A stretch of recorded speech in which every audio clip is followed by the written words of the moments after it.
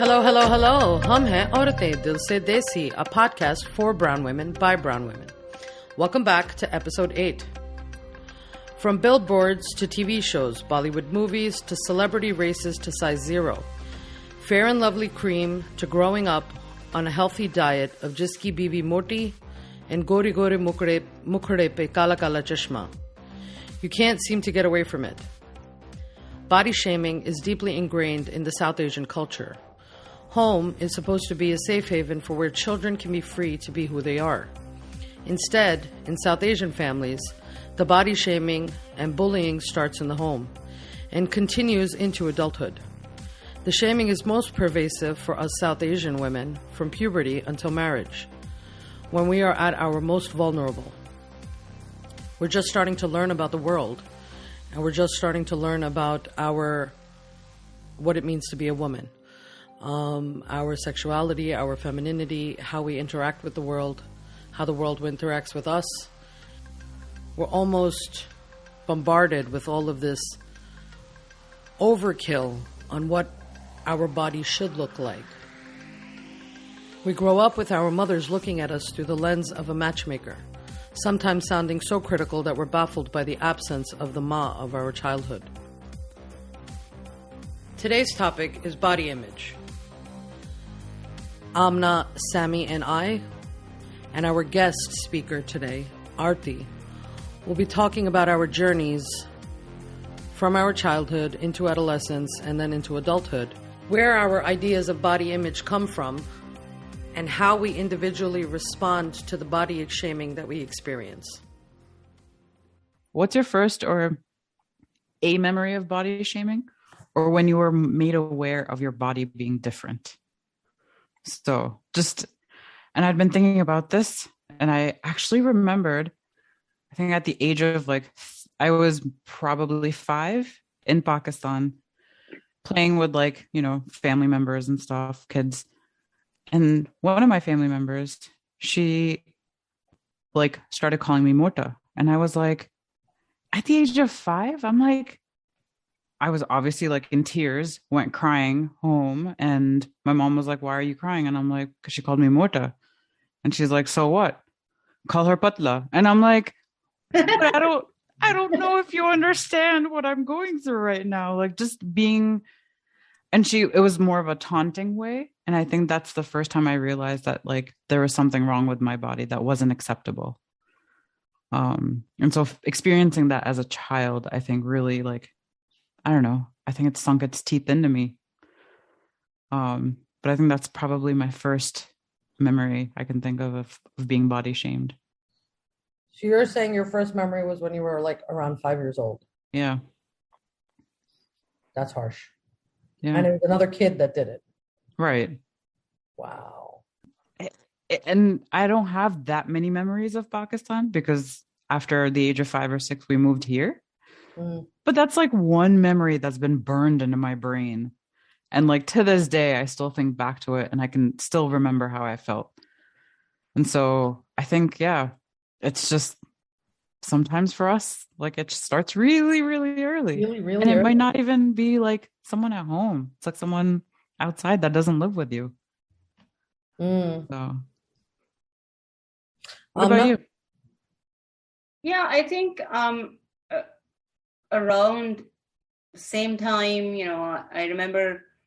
I definitely remember going to, in Lahore, we lived in a older part of town, and Torlington Market, it's now a museum, but it was a market, and going there with my mom, and the shopkeeper saying to mom, Mrs. So-and-so, who the kids take after? Because my mom was chubby and very fair, and we were all skinny and dark skinned. So probably around that age that you just got used to knowing that you're dark, is as if that's a problem. And then you heard my grandma, my dadi was fair and my dad was dark. So she wanted to marry my dad to marry a goray ladki so that kids will be fair like her. And none of us were. My sister, who was 2 years younger to me, was most fair of us all. So that was like constant comparison. That's what people do too. They compare this one to this one. They say, ye kali hai, ye gori hai. Like, whatever. Right. And it doesn't help that like there's songs about it too, right? That like reinforce those same exact ideas. Jiski biwi gori uska bhi, you know, like that, and gore rang ka zamana and Sammy, like all those songs. But I just told Geet that I just remembered a song today, and it's really making me mad because we sang this song all our life. It's a folk song, and it's such a patriarchal world. The song is Kala Shakala, Mera Kala Sardar Gorianu Dafa Karo. So a man can be darker than dark, and he's glorified. What the fuck, man? And I'm just like, I love this song, but now I'm like dissing this song. I don't even think I knew what the meaning of the song was, but I sang it at every shadi. I know. So for men, for a boy or a man, it's like, oh yeah, you're dark, but you're great. Gurun ko dafa karo. And women sing it, and yet we don't realize ke, maybe Kali Sardaru. Anyway, that's my story. But I think you bring up a good point, because your face is part of your body. Like, that is just another part of, the shaming that we get. Yeah. Just a different part of it, right? Geet, what about you? Yeah, mine doesn't. So the first time I remember is somewhere around post-puberty. Right after puberty, my body started changing a lot. So it went from, I was slimmer and, a little bit taller. And then my cousins started catching up to me. So now my cousin's taller than me. Taller than puberty, I filled out a lot. Suddenly. It all happened very quickly. And then also because of the hormones and the changes in your body, you chunk up a bit. So I started to chunk up a bit. In retrospect, I mean, the way I've always seen myself, my uncle started calling me moti and tulli. Tulli is fat in Sindhi. And those were my nicknames. It started with my uncle, my mom, and my dad. Then, of course, it extends to my entire family, who never for an instant made me feel any different than fat, right? Everybody's always talking about, and it's not just because they're outright calling you fat, it's also because they'll discuss diets in front of you constantly. They'll say, are you going to eat all that? Are you sure you want to order all of that? And there was a lot of that, which is almost like, I want to say under the radar toxicity, right? It's a very toxic environment where you're constantly in. So yeah, my first thing is probably somewhere around 11 or 12 to answer the question. And my experiences have been tough, and it's a struggle every day. Arti? My memories come from my childhood. I did start gaining weight pretty young. So a lot of what I remember was from when I was a kid. I remember bullying in school. I remember I grew up in Europe. I grew up in Spain, where everybody was like petite and very fair. So there was a point, this was a little bit when I was a little bit older. I think I was a teenager by then. I actually thought of myself as an ugly duckling. And it was just like this thing where I felt out of place because of my color. We were the only Indian family in the town. And at the same time, I was the only obese girl around my friends. So with that, there was a lot of bullying. And thankfully, my parents were supportive. They were protective. They were very protective of me, which didn't help too, because they never stopped me in the eating and whatnot. But I didn't get that much criticism from my parents. I did, however, get it from their friends, my uncles, my aunts. So it's more my extended family who, in my opinion, shouldn't even have had a call on it. But it was more from them and from just strangers that I didn't even know. Bullying, like I said. And when I was older, it happened in clubs and, guys just looking at you and literally telling you like, oh, look at this fat girl, was speaking amongst them. So for me, the worst part was definitely bullying. Yeah. I can sort of relate to the bullying too, for sure, in school. Amna, you're going to say something? Yeah, well, I want to say that I know that, but for me, it wasn't just the color, it was also the weight. Like I was the skinniest child, and my mom's obsession with me eating and forcing me to eat. And in class around, I had late puberty, so I was 14 when I had my period. So in 8th grade and 7th grade, 8th grade, there were girls who used to make fun of me because I used to read books all the time. And I think I was reading a series that said Lars and Dauge, which means zombies that came alive. And that there was a girl, I still remember her name, that she used to make fun of me, and she used to sing songs and dance when used to call me a zombie. So I was always also made fun of because I was too thin. Now you want me to feel bad for you for being too thin, as someone who struggles with being too fat. Sorry, I'm not happening. I mean, that's why I was like, okay, maybe I'll just talk about color. But dudes, there is such a thing as that I was always made fun of because I was too thin. Jesus, I'm not going to feel bad for you, Amna. It's not happening. I'm just saying. I'm putting it out there.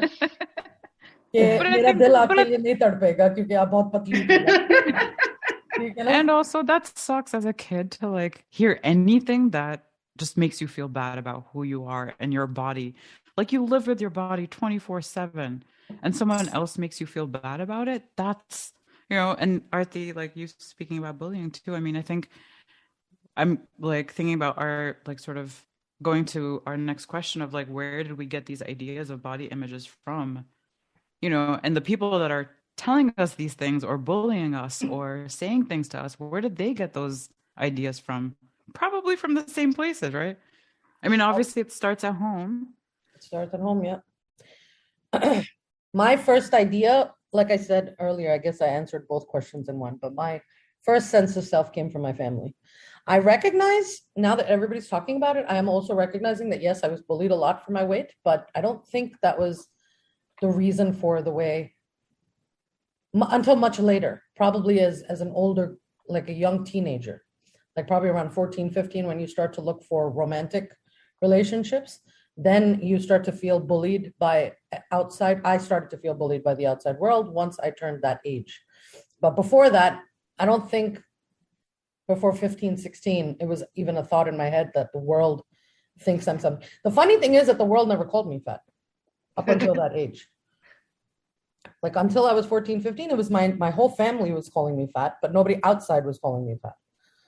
So maybe that's also a big issue, that my family probably has communal, I feel like, body dysmorphic syndrome. But again, I'm not gonna, like, I'm just thinking like we all have something's up with all my of family. us do. No, yeah. All of us do. I think all of our families have that.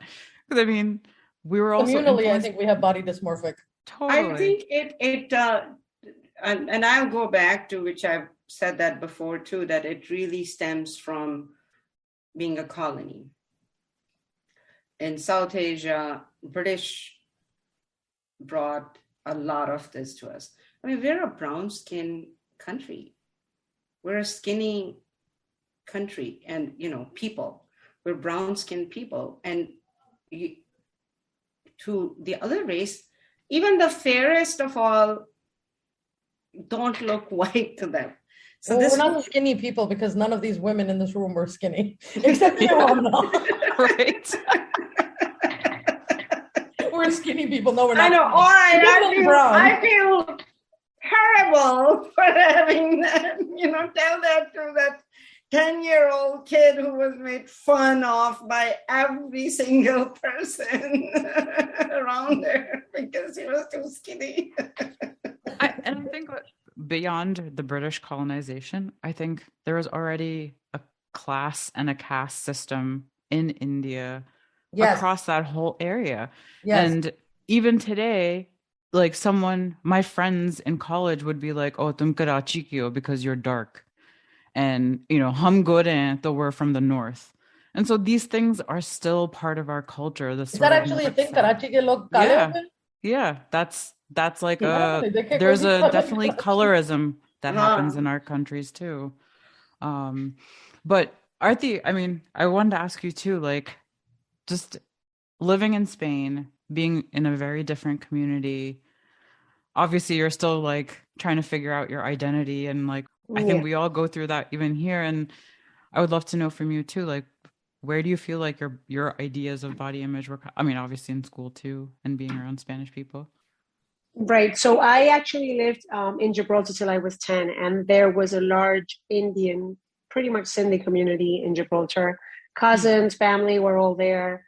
So growing up until the age of 10, I was more brown, desi, whatever that I was in any other part of my life, right? So up until 10, I did have a lot of Indian people around me. And like the idea of body image, I think looking at my family, like I don't think that's where I got my idea from. I think it was after moving to Spain, where I started seeing like typical European girls, the way they are, they're super petite. So me coming in from Gibraltar and so now no Desis around me, no Indian people around me whatsoever. Literally just, we're the only Indian family in town. And yeah, my idea of body image came from the girls I went to school with, like in middle school, in high school. That's where I got the idea from. And then like obviously TV and whatnot. And it was just a little bit tough too, because like I said, there was no Indian people around me. And it was just hard because I just really felt like left out, and then coming here, the funny part is what you were just saying about feeling a little bit lost from coming from Spain. When I first came here, I didn't even realize that there was different castes, right? Like you were just bringing up about Pakistan or India. I didn't even know. So when I came here, they were like, "Oh, are you Gujarati?" And I'm like, no. Like I thought they were asking me about my last name. I'm like, no, that's not my last name. They're like, okay, but are you Gujarati? And I'm like, no, like I'm telling you, that's not my last name. So we spent like a few minutes like this for me to just realize that Punjabi, Gujarati, Marathi, whatever else were different, like I guess castes, right? Like for me, were just ethnicities, right? So for me, it was just we're all Indian. So I didn't even realize until I moved to America that was a thing.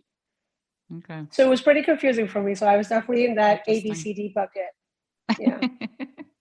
Yes, Arti is the family is Mexican, by the way. That's what we call it. I like to think of myself as the family Spaniard. This is true. You are the family Spaniard in America, at least. I think Bollywood definitely influenced where I've got ideas for body images. Right? You see, like growing up, I was watching like Sri Devi and Madhuri and all these different actresses and stuff. Like, you guys recognize that Sri Devi was called Thunder Thighs? Yeah. Sammy, do you know that Sri Devi and Rekha are dark-skinned actresses? And they didn't really look like it, though. They got a lot of makeup on. No, they got whitening treatments. Both of Sri Devi definitely got whitening treatments that were Rekha did too. Michael Jackson. Whatever treatments Michael Jackson got is what Sri Devi got. Rekha did a little bit, but not as much. So she still looks slightly savli. But Sri Devi was also referred to as Thunder Thighs straight through the 80s. Every Stardust Filmfare magazine that you picked up called her Thunder Thighs. Meanwhile, I can't see where she was Thunder Thighs. Right. Yeah, maybe I'm blind. Right. I always thought she was skinny. So like my perception is probably really like fucked up right now. No, but on the same token, in Bollywood, even around Rekha and Sri Devi's time, there was Smita Patel, there's Shabana Azmi, actresses who just never, Shabana Azmi said that her dad used to say that being dusky is good. That's who we are, dusky. So mainstream I wish my dad Bollywood, said that. My dad didn't care. My dad was like not an everyday thing. So it was really more comparison around me. And then my mom directly didn't say that, but it was more like, use this cream, use that cream, do something about your face and skin. And I just think it's just too much. I mean, it's wrong. Yeah. To That's focus. funny. No, I mean, even now we're talking about Sri Devi in like the 1980s being thunder thighs. Has anybody noticed how Vidya Balan gets treated? Right. Yeah. Actually, that's a really good point. Yeah. Vidya Balan still till date is like shamed for her weight, and I think she's Right. phenomenal. Yeah. She's a fantastic is. actress. She has such acting depth, but just because Right. she's not your Kareena Kapoor size zero, Right. right?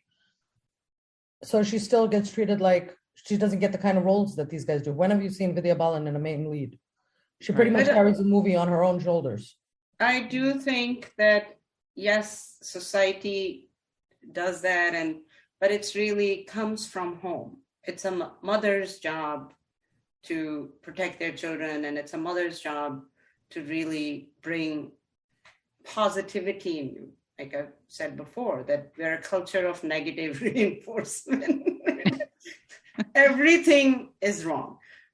Whereas a mother can, and more educated mothers, they are trying to work with their children. But I also know younger women too, whose parents say, have them hang from an object so they can get taller. That we're short. What was your idea of body image before, and what is it now? Okay, so my idea of body image before was obviously, like, as I grew up, I knew that I was gaining weight, and being slim is what everybody was, right? I was that 1% of my classroom that was obese, like one person in the classroom. And as I grew up, I kept gaining weight, and it got to a point where I started feeling as a failure. I think it was as I got older, I started dating. I had a couple of people that I dated, and after seeing one failed relationship after the other is when I realized that I kind of blamed it on my body image. I blamed it on being obese, and I decided initially to take action on that because I felt as a failure, and because I felt like the only way of being successful, which in my mind at that point was getting married, was to lose weight. So I couldn't find a person, right? And I ended up, well, after being in a relationship where that guy brought up to me that maybe the reason why I wasn't happy was because of my weight, and that maybe weight was the issue of me not being able to find someone, right? So that's the reason why I started losing weight, but it's not the reason. So some guy told you that your weight was the issue, why you weren't able to find somebody. That's what you're saying. Right. Yeah. Which is what pushed me to keep losing weight. I had already started, I've had 2 bariatric surgeries. So the first one was in 2013. And after I had the first one, I lost about 80 pounds, of which I gained back 10 maybe in a period of 5 years. In 2019, I was dating someone. 2018, I was dating someone, and it didn't end well. We decided to go separate ways. And after him, I tried dating a lot, and every time I tried, it didn't go well. And at that point, the guy that I dated the year before was the one to say, well, maybe it's your weight, or maybe, and that's when in 2019, I decided to go back for a second bariatric surgery. Which is how I lost another 50 or so pounds. And after that, after losing the second part of the weight, I realized now that that guy pushed me to this. And I'm happy I did it.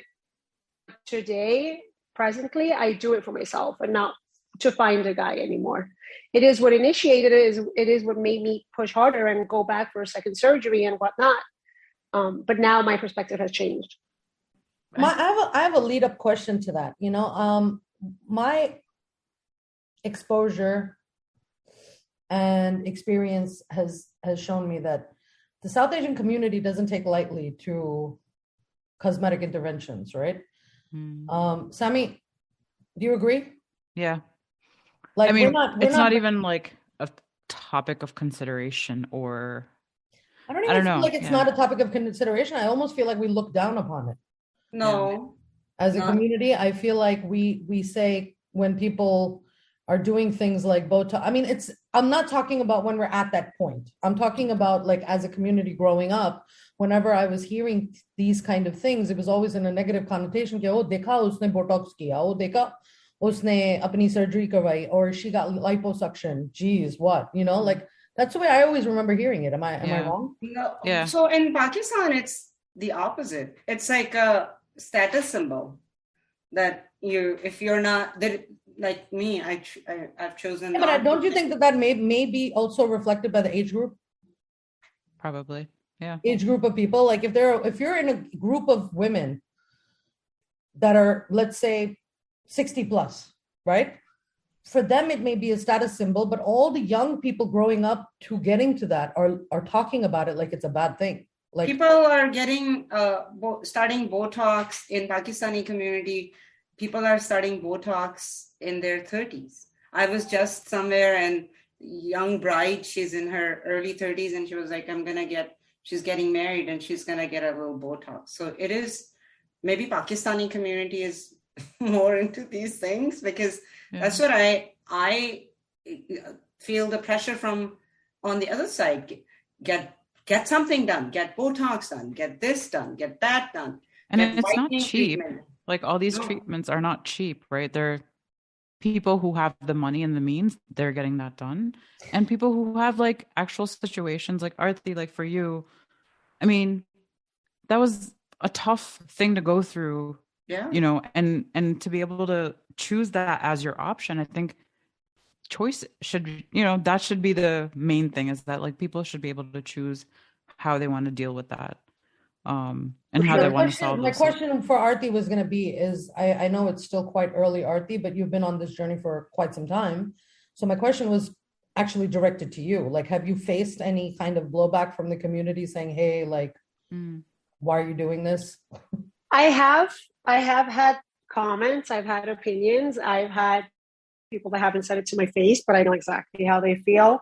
However, I have a small circle that has been very supportive of family, friends, parents. In the beginning, obviously my parents' concern was never like, it wasn't like a judgmental concern. It was more just like, you're going to go through surgery one time again and again, so there has been some follow-up surgeries after bariatric surgery as well, due to skin and other issues.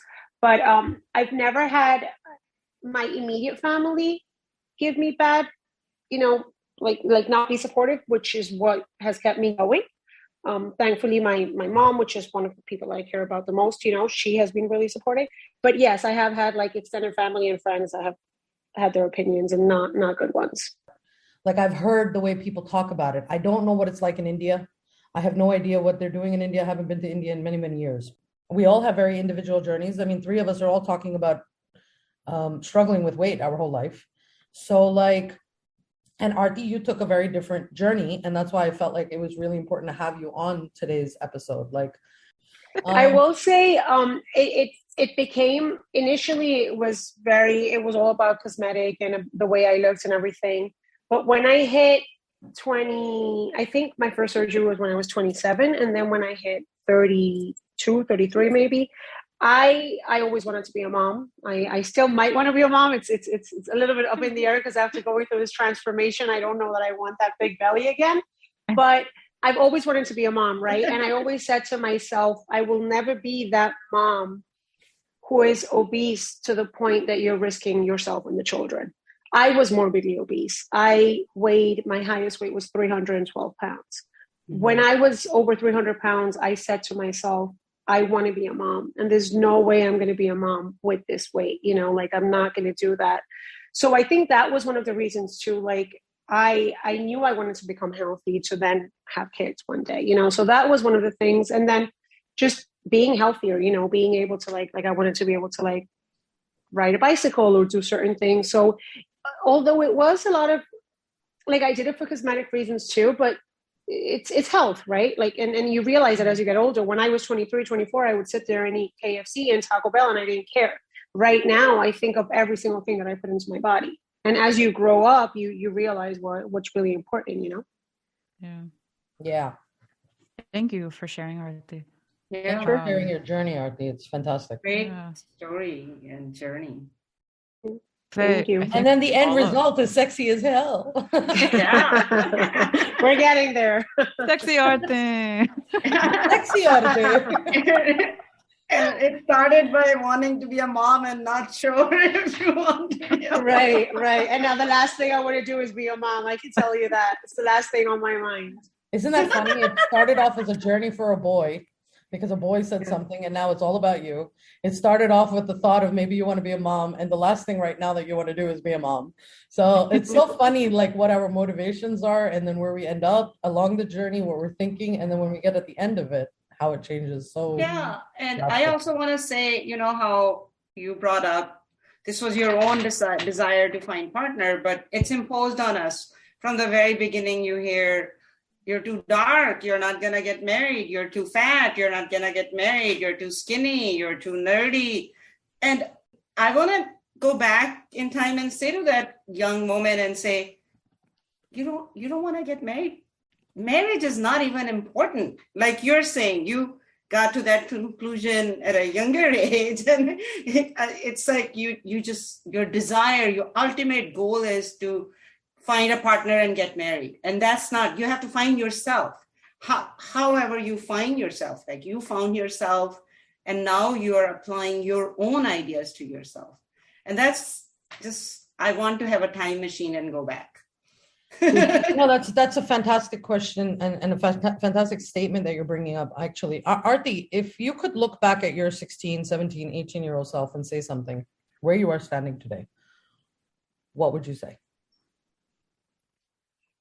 I've done that thought a lot. I have, I get upset when I think of my 16, 17-year-old self, right? And like, I get upset at my mom, unfortunately. And like, why didn't she make me, make changes when I still had time? Unfortunately, I started gaining weight when I was just 7 years old, or I thought it was older. And then I looked at some pictures. I was like, nope, I was just 7. And I started becoming a little chubby girl. I was really, really tiny, petite, super adorable little girl when I was really young, 3, 4 years old. And then I think at about 7, I started gaining weight. And at 17, I think I was already morbidly obese, 16, 17. So if I could go back and realize that, I would have saved myself 4 surgeries, a lot of money. One of the reasons why I left Europe to come to America was because I felt like I couldn't fit in. I was too dark. I was too, not necessarily that dark, but like, yes, being Indian in Spain was not ideal. So my whole life turned around to lose weight. I've been losing weight and I've been on this journey for 12 years now.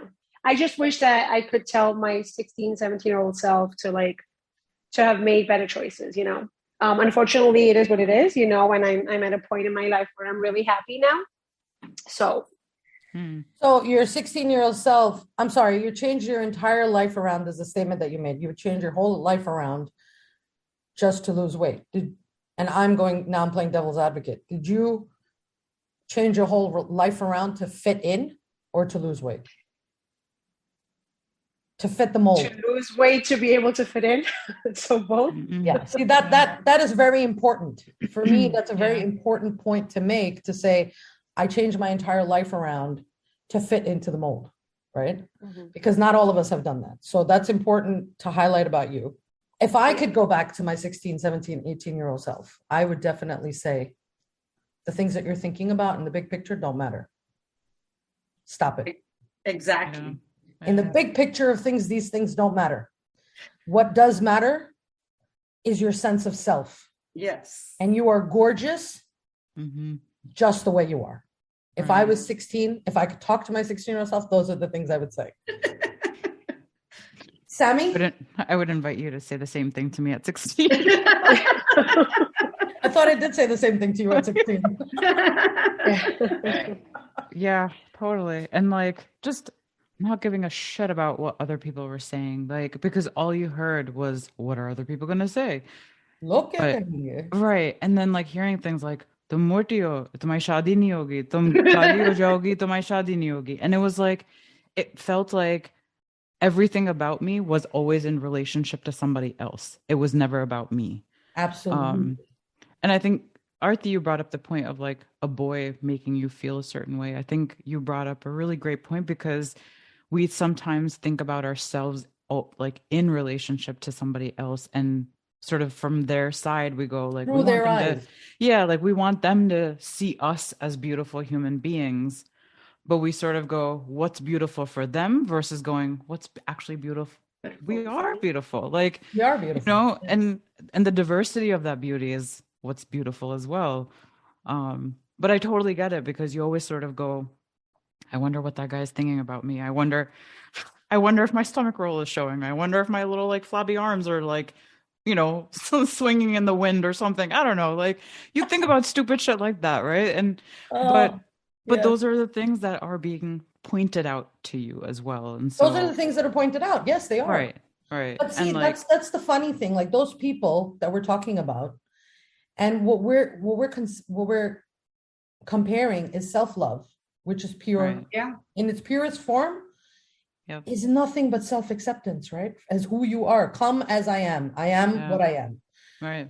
And that is pure self-love. And if you look at love, those people that you're talking about, looking through those people's eyes, it doesn't matter who it is. That's not love, because they're not accepting you for who you are in all of your glory, whatever that may be: size, shape, color, skinny, fat, glasses. I was just, while you were talking, I was just, when you were saying that, it's always like शादी नहीं होगी, शादी नहीं होगी. You know what was said to me? जब मैं 11 साल की थी ना, मुझे चश्मा लगा. मुझे कहा गया, ओ अब तो तुम डिसमिस हो गई. मतलब क्या हो गई? मुझे नहीं आया. I didn't understand. I was like, what is a dismiss? Like, what does that even mean? It sounded so fobby to me, right? Later on, I don't know कौन से मैंने शायद हिंदी Bollywood movie में या कहाँ पे मैंने देखा कि they refer to people with glasses as dismiss. What does that mean? Dismiss मतलब dismiss कर दो उसे. like फारिग, like You're फारिग. फारिग हो गई है.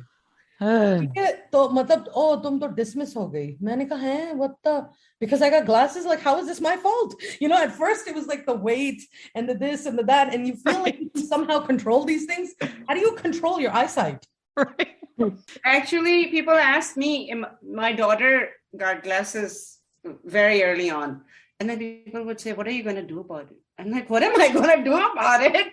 She needs her glasses. She cannot see. Buy her a pair of glasses? I mean, like, no, and we actually did positive, that's what I love about this culture. There are books about that. So you read little books, and her dad wears glasses, and it was like positive reinforcement there. But random Joe Blows, distant cousins would say, बड़ा अफसोस हुआ आपकी बेटी को ऐनक लग गई. तो मतलब चश्मे पे भी शादी नहीं होती, तो मोटापे पे भी शादी नहीं होती, तो रंग पे भी शादी नहीं होती है. शादी मोटापे की बात नहीं. वही तो मैं कह रही हूँ भाई, 4 शादियां कर ली और कितनी करें. Despite the fact कि सुनते रहे सारी उम्र, शादी नहीं होगी, शादी नहीं होगी, शादी I think you were gonna say something. You're not going to get married. You're not going to find whoever. You're not going to do this. Arti, you were going to say something too. I was just going to add the fact that you just reminded me that I had one more surgery. I had LASIK surgery as soon as I got to America too, because those glasses were definitely bothering the hell out of me. Yeah. See, so we all do these things, right? Like, I don't know, man. I don't know I don't know what's right. I don't know what's wrong. I don't know where we're supposed to draw the line. My personal thing has always been to concentrate on who I am inside, and the fact that I feel good with whatever it is. Right. Yeah. And it's hard to learn that, right? Because you're trying to unlearn all the bullshit on the other side too, which rubs up against you all the time, because we're still watching Bollywood movies. We're still watching, our parents and our family is still making comments. So it's like, you have to like filter that noise out and really go, you know what? It's about self-love. And it's like that combination of self-confidence and like self-acceptance, which together, and making peace with that body too, right? Like, you wake up in it, you sleep in it, you poop in it, you do all these things, you eat. But if you don't, come to terms with how you are and who you are, it's always going to be this constant like pressure in your mind of like, oh, I have to be somebody. I have to be this other person that all these other people like. but I can't be myself. Yeah, And that's like, that kills me. Yeah. For me, I think there were many turning points.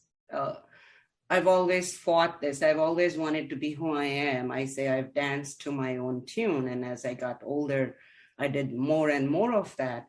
I feel like we have to be nice to our body. We just like have to be thankful to our body.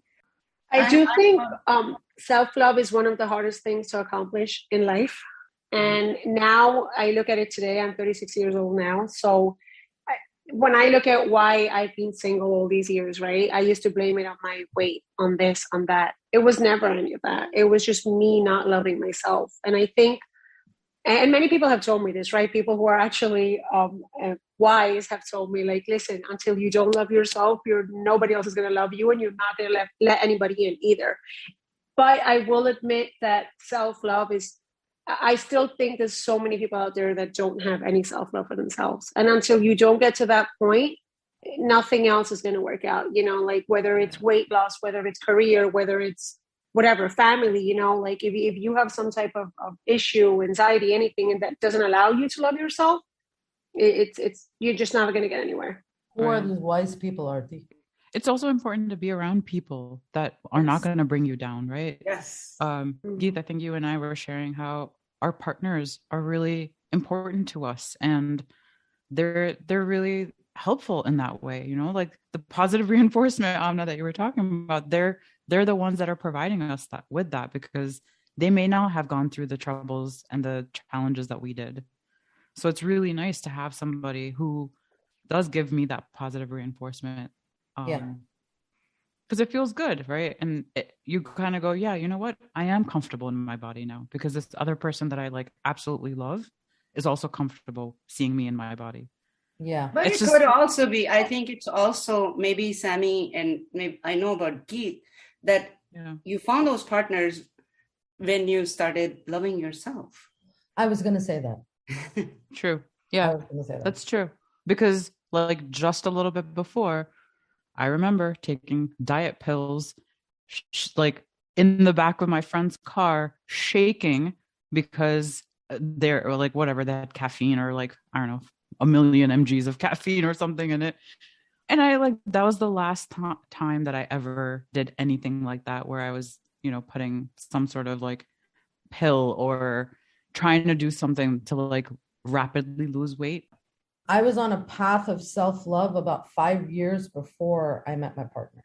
So for 5 years, I spent being single and just trying to unlearn what I knew and reparent myself. Kind of going back to that conversation that we were having with Tejal in the last episode of parentification, or whatever that word is. Like, I reparented myself. I taught myself how to love myself. I then lost maybe 80, 100 pounds. I don't remember exactly, but I lost a ton of weight I started with that 10-minute walk, because of the self-love. I think I was able to attract the proper partner, because when I wasn't, it was always wrong. When I was not loving myself, I was always inadvertently attracted to the wrong type of person. Everyone who would push my insecurities into the black hole, or push them into your face, which would put me in the black hole. Right. Amna, you're saying? Yeah, I was gonna say that also. My career, my choice of profession has helped me too, because I'm a geriatrician. So you meet older people, and majority, I've never met anyone who said, I wish I had made more money. I wish I had gotten more education. But majority of the time you hear them say, I wish I had taken more time for myself. I wish I had looked at myself. And then you meet people where there are very sick people, but their attitude towards their body is, I'm thankful to my body. It's those people who I'm still thankful to my body. It hurts, but I try to love it and say, you've carried me all these years. So attitude makes a difference. And self-love, it's easier said than done, but that really comes from reflection and just saying self-love does not mean selfishness. It's actually the opposite of that. Right. So it's like wholeheartedly accepting everything about you. Yeah. And being confident about it too. Right. Yeah. And as authentic as you can be. Yeah. Right? With yourself. Arti, thank you so much for joining us. This has been a lovely conversation. Thank you, ladies and Arti, for sharing all of your journeys. There's a really good book that I recently read. It's called The Body is Not an Apology by Sonia Renee Taylor. And I wanted to read something and leave you all with this. No matter how enlightened our ideas, none of us is immune to the social, political, and cultural indoctrinations of body shame. Racism, sexism, ableism, homo and transphobia, ageism, fat phobia are algorithms created by human struggle to make peace with the body. A radical self-love world is a world free from the systems of oppression that make it difficult and sometimes deadly to live in our bodies. Think of body shame like the layers of an onion. For decades in our own lives and for centuries in civilization, we have been taught to judge and shame our bodies and to consequently judge and shame others. Getting to our inherent state of radical self-love means peeling away those ancient toxic messages about bodies. It's like returning the world's ugliest shame sweater back to the store where it was purchased and coming out wearing nothing but a birthday suit of radical self-love. By refusing to accept body shame as some natural consequence of being in a body, we can stop apologizing for our bodies and erase the distance between ourselves and radical self-love. When we do that, we are instantly returned to the radically self-loving stars we always were. Talk about a transformative power. Wow. That was beautiful. It's a great book. Highly recommend it. Yeah. Thank you for this discussion, ladies. Thank you, Arti. Thank you, Arti. Thank you for having me. Thank you, Arti. It was great having you. And that brings episode 8 to an end. Please don't forget to rate us wherever you listen to us. If you'd like to share your story, please shoot us an email or tag us on Insta at 3Orte. Thank you for tuning in. This is Geet signing off.